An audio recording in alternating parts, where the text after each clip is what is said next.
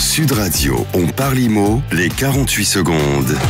Avec Techway by Foncia, pour vivre dans un environnement sûr et sain. Bonjour Frédéric Fougerat, directeur de la communication du groupe Emeria. Frédéric, qu'est-ce qu'un état des lieux d'entrée ou de sortie pour un bien immobilier en location ? Bonjour Marc. Vous allez bientôt louer et vous ne savez pas précisément ce qu'est un état des lieux. Tout d'abord, il est bon de préciser qu'un état des lieux est réalisé pour différents biens, logement, local commercial, garage seul par exemple. Il est établi entre les deux parties qui ont signé le contrat de location, donc entre le propriétaire ou son représentant, comme une agence immobilière, et le locataire qui prend possession ou qui restitue sa location. Les deux parties s'accordent pour compléter le plus objectivement possible le formulaire état des lieux en autant d'exemplaires que de parties.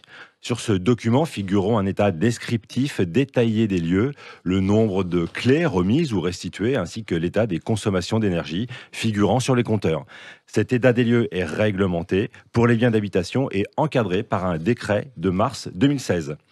Un état des lieux d'entrée mentionne l'état de chaque élément que le locataire devra entretenir, mais également les défauts qui ne pourront pas lui être attribuables lors de son départ. Depuis 2014, la loi permet même de compléter l'état des lieux après la remise des clés, 10 jours après l'état général, pour l'état général du logement, et 1 mois pour le chauffage.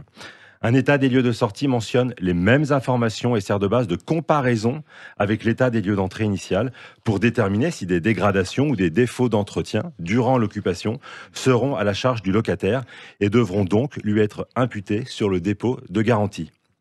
Voilà Marc, vous en savez maintenant beaucoup plus sur l'état des lieux et bien évidemment, lors de l'état des lieux de sortie, les différences constatées avec l'état des lieux d'entrée dues à la vétusté du logement et des équipements n'entraînera aucune retenue sur le dépôt de garantie.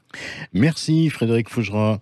Et à la semaine prochaine, on rappelle à ceux qui nous écoutent qu'ils peuvent revoir cette chronique sur la playlist Techway sur la chaîne YouTube de Emeria.